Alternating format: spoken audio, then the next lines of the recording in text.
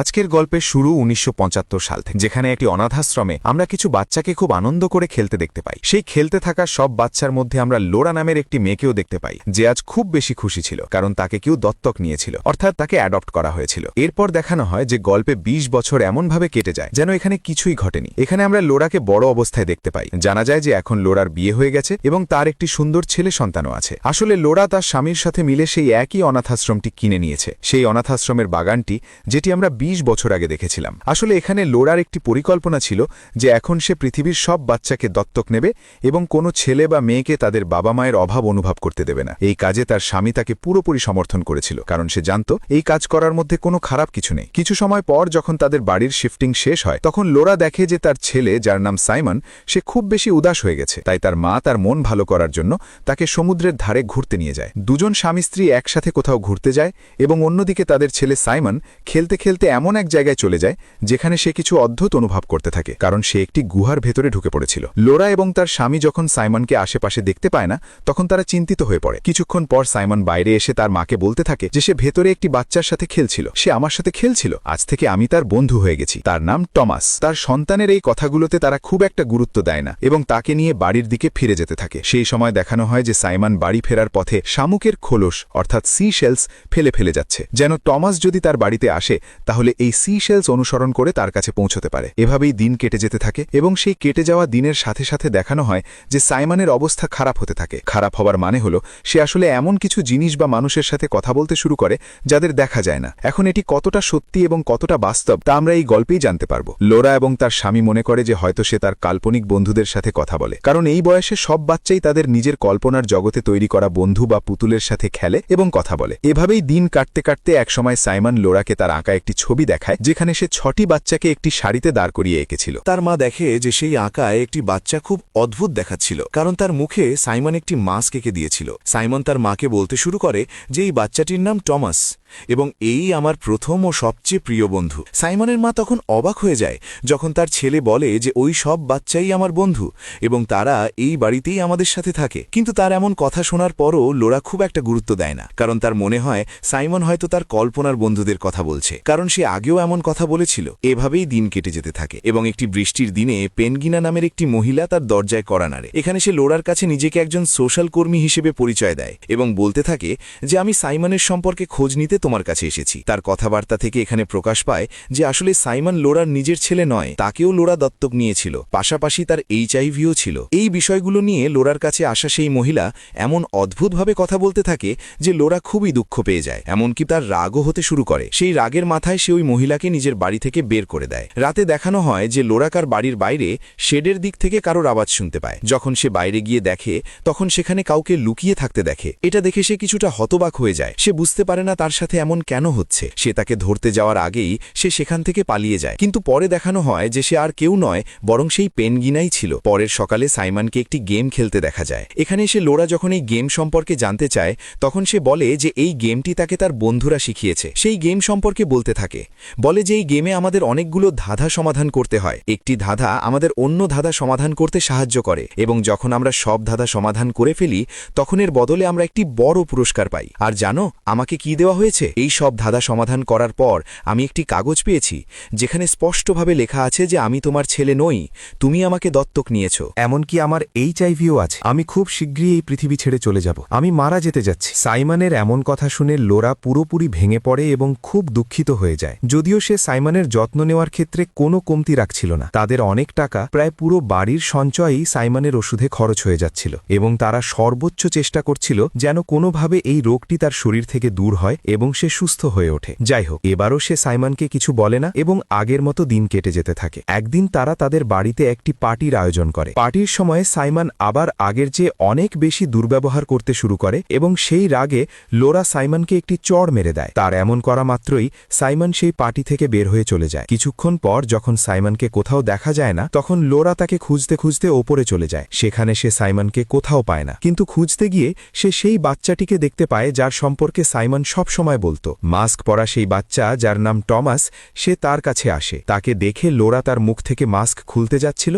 ঠিক তখনই সেই বাচ্চাটি লোরাকে ধাক্কা দিয়ে বাথরুমে ঢুকিয়ে দরজা বন্ধ করে দেয় এবং সেখান থেকে পালিয়ে যায়। লোরার চিৎকার শুনে সবাই এসে দরজা খুলে তাকে বের করে আনে, কিন্তু বাইরে এসে লোরা অনেক মানুষের মধ্যে সাইমনকে খুঁজতে থাকে, কিন্তু সে কোথাও পাওয়া যায় না। এমনকি পুলিশের কাছেও অভিযোগ করা হয়, কিন্তু সাইমনের কোনো খোঁজ পাওয়া যায় না। লোরা তাকে খুঁজতে নিজের বাড়ির নিচে কোল্ড শেডের ভেতরেও যায়, যেখানে তার হাত থেকে কিছু লোহার রড পড়ে যায়, যা সে দ্রুত তুলে রেখে দেয়, কিন্তু সেখানেও সাইমনকে দেখা যায় না। রাতে লোরা সেই গুহার ভেতরেও যায় যেখানে প্রথমবার সাইমন তাকে বলেছিল যে সে সেখানে টমাসের সাথে দেখা করেছে, কিন্তু সেখানেও সে ছিল না। সারা রাত লোরা তার বাড়ির পেছন দিক থেকে কারো গর্জনের শব্দ শুনতে পায়, কিন্তু সে এসবের কিছুই করতে পারে না। পুলিশও তদন্ত করেও ব্যর্থ হয়। এরপর একজন অফিসারের মনে হয় যে নিশ্চয়ই বেনেগিনাই তাকে অপহরণ করেছে, কারণ তারা খোঁজ নিয়ে জানতে পেরেছিল যে বেনেগিনা কোনো সোশ্যাল ওয়ার্কার ছিল না, এবং কয়েকদিন আগে এসে সে লোরার কাছে সাইমন সম্পর্কে জিজ্ঞেস করেছিল। তারা সাইমনের পাশাপাশি বেনেগিনাকেও খুঁজে বের করার অনেক চেষ্টা করে, কিন্তু কোনো সূত্র পায় না। ছেলে হারিয়ে যাওয়ার কারণে লোরা এবং তার স্বামী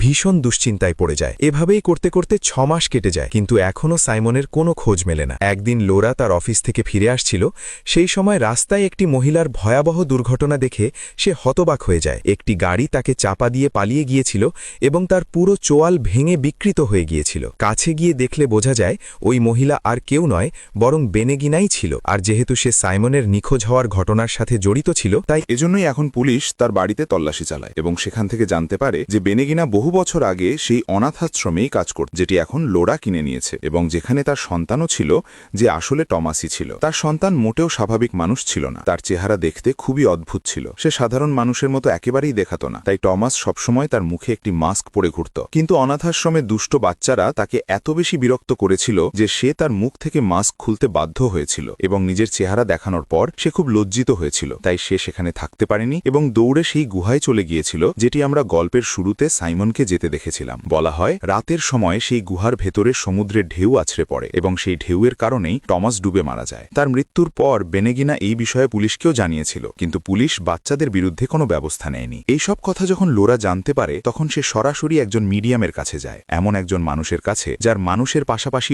অন্য সত্তাদের সাথে কথা বলার ক্ষমতা ছিল। সে লোরাকে সেই অনাথাশ্রম সম্পর্কে সবকিছু বলতে শুরু করে। লোরা তাকে জিজ্ঞেস করে যে আমার চলে যাওয়ার পর এই জায়গায় কি ঘটেছিল। তখন সেই মিডিয়াম তার ক্ষমতা ব্যবহার করে অতীতে গিয়ে যা যা ঘটেছিল সব দেখতে পায় এবং একটি ভয়ঙ্কর সত্য জানতে পারে। বেনেগিনা তার ছেলের মৃত্যুর প্রতিশোধ নিতে একদিন সেই সব বাচ্চাদের খাবারে বিষ মিশিয়ে মেরে ফেলেছিল। তারা এটাও জানায় যে এরপর সে সেই সব বাচ্চাদের মৃতদেহ নিয়ে কোল্ড শেডের ভেতরে লুকিয়ে রেখেছিল। এই কাজ করার পর সে তার প্রতিশোধের আগুন থেকে কিছুটা দূরে সরে গিয়েছিল। যতদিন এই জায়গাটি সরকারের অধীনে ছিল, ততদিন বেনেগিনা নিশ্চিন্তে ঘুরে বেড়াত। কিন্তু যেই লোরা এই সম্পত্তি কিনে নেয়, তখনই বেনেগিনার ধরা পড়ার ভয় শুরু হয়। তাই সেই ঝড়ের রাতে সে কোল্ড শেডে এসেছিল এবং নিজের বিরুদ্ধে সব প্রমাণ মুছে ফেলতে চেয়েছিল। পরের দিন লোরার সেই তালার কথা মনে পড়ে, যা তার ছেলে ধাঁধা সমাধান করতে গিয়ে তাকে দিয়েছিল। সেই তালাটি কোল্ড শেডের দরজায় লাগিয়ে দেখলে সেটি সেখানে কাজ করে। ভেতরে বস্তার মধ্যে ভরা অবস্থায় সে বাচ্চাদের হাড় খুঁজে পায়। এটা দেখে লোরা হতবাক হয়ে যায় এবং পরের দিন পুলিশকে খবর দেয়। পুলিশ সেই জায়গা সিল করে দেয় এবং সব মৃত বাচ্চাদের দেহাবশেষ বের করে সম্মানের সাথে তাদের শেষকৃত্য সম্পন্ন করে। পরের দিন দেখানো হয় এই সব ঘটনার কারণে লোরার স্বামী খুবই মানসিকভাবে ভেঙে পড়েছিল এবং সে লোরাকে নিয়ে সেখান থেকে চলে যেতে চায়। কিন্তু লোরা বলে, তুমি চলে যাও, আমি এখানেই থাকবো এবং খুঁজে বের করব আমার ছেলের সাথে আসলে কি হয়েছে এবং সে কোথায় গেছে। স্বামী চলে যাওয়ার পর লোরা পুরো অনাথাশ্রমটিকে আগের মতো করে সাজিয়ে ফেলে। আসলে সে চেয়েছিল যে সেই সব বাচ্চাদের আত্মা তার সাথে দেখা করতে আসবে। সে আগের মতো ডাইনিং টেবিল সাজায় এবং প্রতিটি চেয়ারে সেই বাচ্চাদের নামে পুতুল রেখে দেয়। লোরা ঘন্টার পর ঘন্টা বসে তাদের জন্য অপেক্ষা করতে থাকে, কিন্তু তবুও তারা আসে না। তখন পরের দিন লোরা সেই একই খেলা শুরু করে যার কথা সাইমন বলেছিল, যে তার কল্পনার জগতের বন্ধুরা তার সাথে খেলে এবং তারা এই বাড়িতেই থাকে। কিন্তু এবার যখন লোরা খেলতে শুরু করে, তখন সেই সব বাচ্চারা খেলতে তার কাছে এসে যায়। সেই আত্মাগুলো তাকে একের পর এক ধাঁধা দিতে থাকে, যা সে সমাধান করতে থাকে। শেষে সে বাড়ির স্টোর রুমে থাকা একটি ঘরে পৌঁছায়। লোরা নিজের মনে ঠিক করে নিয়েছিল যে সে যেহেতু তার দত্তক নেওয়া সন্তান, তবুও সে তার সম্পর্কে সব সত্য জানবেই। ঠিক তখনই সে সেখানে একটি দেওয়ালের ভেতরে লুকানো দরজা দেখতে পায়। তার কাছে আগের সেই তালাটি ছিল। সেটি দরজায় লাগাতেই দরজাটি খুলে যায় এবং সে তার ছেলে সাইমনকে দেখতে পায়। তাকে দেখেই লোরার আনন্দের সীমা থাকে না। সে তাকে কোলে তুলে আদর করতে থাকে এবং কাঁদতেও শুরু করে। তার মনে হচ্ছিল তার ছেলে 6 মাস ধরে এই ঘরেই বন্দী ছিল